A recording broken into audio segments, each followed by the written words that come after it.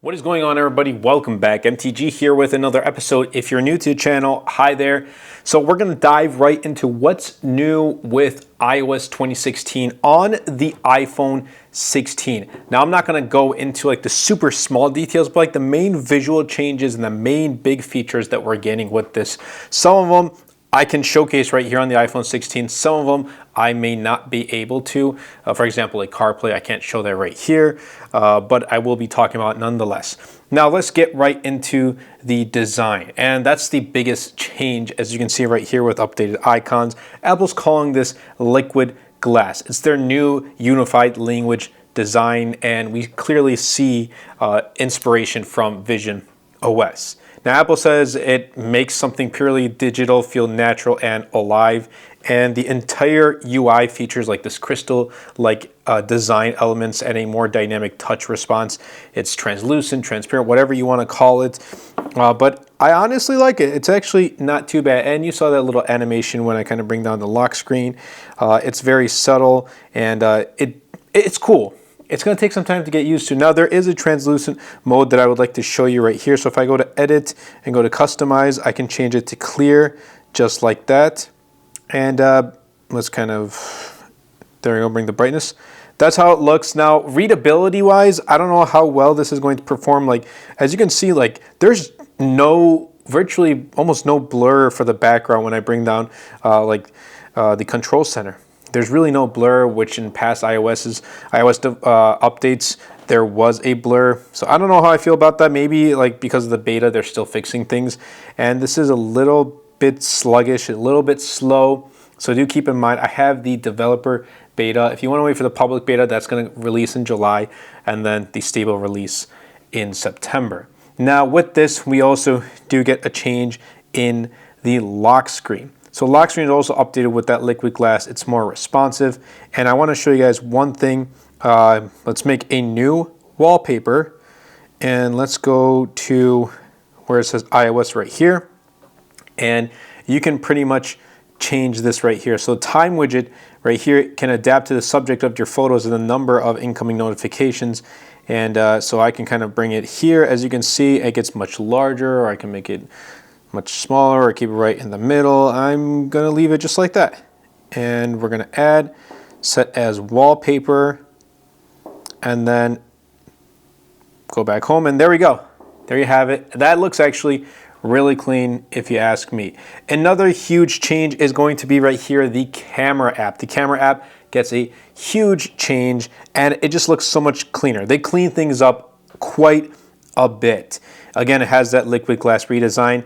The UI is round, and a swipe brings all the settings right here. Everything's really tucked in and hidden away, and all the photo and video quality options are finally available in one place now. But like, here's photo, and a lot of people either use photo or video, but if you want to use more modes, you can switch just like that, and you can see like the liquid, like that glass feel as you're switching from one mode to another. But I really do like it. It just makes things so much easier. And if that's what you're looking for, just a clean, simple camera app, that's what you're getting. That's something I'm looking forward to. Now, not only does the camera get an upgrade, but the Photos app also gets an upgrade. Again, it's got that new visual identity, and it gets library and collection tabs right at the bottom right here. I like it. And also, any 2D photo can be transformed into a 3D spatial scene. So there is that. But the fact that I finally just get to see what's in my library rather than like what we got in iOS 18, that was pretty bad. A lot of people had concerns about it. They voiced their concerns. Apple did make some changes, so I do appreciate it. I think I'll be using library more often because I just want to see what's on my recents. That's really all it is. We also do get some updates to Safari right here. And as you can see, for example, let's go to like Apple's website right here. And it just takes up the entire screen. Now for here, for example, Safari brings a smaller and adaptable tab bar. It blends into the page as you scroll and dynamically shrinks so you can see more of the page, just like that. That's cool. I like how it takes up more of the display. So again, subtle changes, but it's bringing in that new UI element. FaceTime also does get some new changes. It's going to get a new landing page with personal contact posters and video messages from your contacts. There's live translation for FaceTime, as well as messages and other apps as well. The phone app also gets a favorites tab, as well as recents and voicemail listed below. Apple is bringing a lot of new changes like call screening, hold assist, and we've seen these software features on other devices like Google, for example, the Pixel. So it's cool to see something very similar coming to this.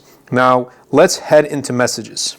So with the Messages app, as you can see right here, I really don't have anything because obviously I use this iPhone strictly for business purposes and I don't really message here. But with the Messages app, you get new backgrounds for chats. You can use AI generated ones. If you're in a group chat, you can have polls now. You can see typing indicators, so you can see when someone's typing, so you don't really leave the group chat right away. Apple Cash is now inside the chat as well, so if you do use Apple Cash, there is that. And also, like I said, live translation is also going to be found inside the messaging app, the phone, and FaceTime app as well. A huge change we're getting is going to be with CarPlay. So Apple is taking iOS 16 and Liquid Glass, bringing it and extending it into the car. You're going to be getting light and dark modes and new compact alerts for incoming calls, messages, and other notifications. And you also do get some updates with Apple CarPlay Ultra, which is pretty much their CarPlay that extends into like the dashboard, not just the infotainment screen, but pretty much the gauge cluster of the car itself. But of course, car manufacturers have to work with Apple for that to happen. But nonetheless, we are getting some new changes with CarPlay. A new app we're getting is going to be Games right here. So let's go to Games. And let's hit continue. Now with Games, Apple pretty much calls it the all-in-one destination for games, exploring new titles and connecting with friends. That's not my nickname, but sure, let's go with it.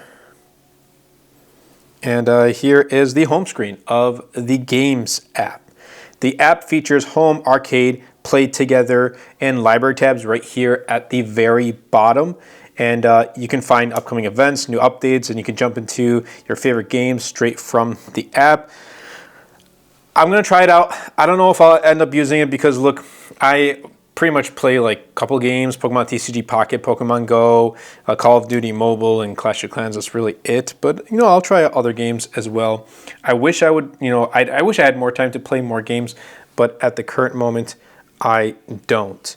Now, Apple Intelligence, we don't get too many. Well, we do get some updates, and for example, like that live translation is a part of Apple Intelligence, but they didn't really talk about it. And in fact, I don't even think they talked about Siri much. MKBHD said, like, they mentioned Siri twice, at least from the transcript that he has. They only mentioned it twice, which is a huge thing. I think Apple is trying to shift everything that they have on Apple Intelligence, like all the news and all eyes on that, to the new iOS 26 redesign, which, is it 100% redesign? I don't know. Is it like a huge redesign that we got with iOS 7 at that level?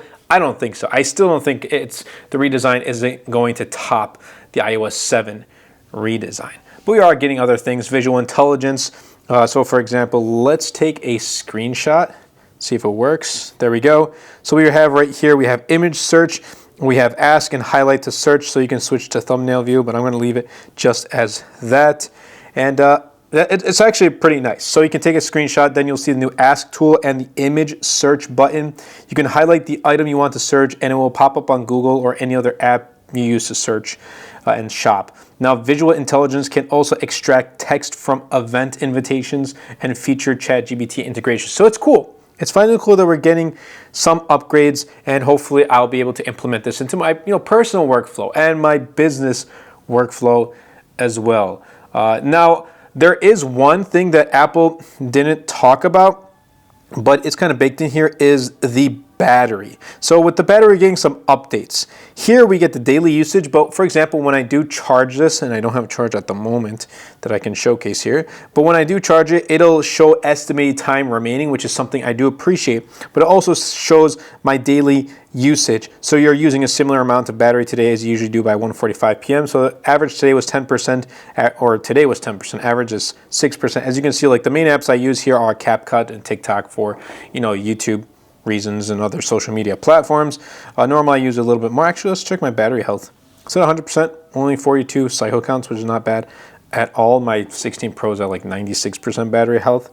And yeah, it's cool that we're getting these updates. I finally get to see how much time is remaining until charge, so I do appreciate that. And we're also getting some other small updates they may notice, like order tracking, Apple Wallet flight status. So those are going to be pretty useful. If you have like an order tracking app, you won't need to use that anymore. You'll be able to see it straight from Apple itself.